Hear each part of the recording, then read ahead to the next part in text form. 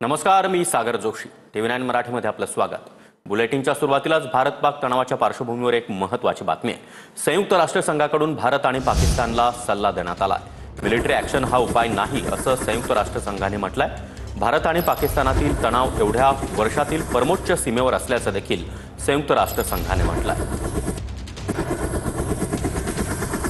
तर आताची महत्त्वाची बातमी आपण पाहतोय. संयुक्त राष्ट्रसंघाकडून भारत आणि पाकिस्तानला हा सल्ला देण्यात आला आहे. मिलिटरी ॲक्शन हा उपाय नाही असं संयुक्त राष्ट्रसंघाने म्हटलंय. दरम्यान भारत आणि पाकिस्तानामध्ये पहलगाम दहशतवादी हल्ल्यानंतर मोठा तणाव पाहायला मिळतोय.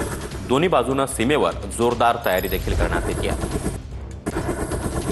पाकिस्तानी नेत्यांकडून भारताला धमकी देण्यात येते. त्यामध्ये अणुबॉम्बच्या धमकीची देखील समावेश आहे. तर दुसरीकडे भारताकडून देखील जोरदार यंत्रणा राबवली जात आहे. सीमा भागावर मोठा तणाव पाहायला मिळतो आणि या सगळ्या पार्श्वभूमीवर आता संयुक्त राष्ट्रसंघाने दोन्ही देशांना एक सल्ला दिला आहे. भारत आणि पाकिस्तानातील तणाव एवढ्या वर्षातील परमोच्च सीमेवर असल्याचं संयुक्त राष्ट्रसंघाने म्हटलंय. असं असलं तरी मिलिटरी ॲक्शन हा उपाय नाही असं देखील संयुक्त राष्ट्रसंघाकडून सल्ला देण्यात आला आहे.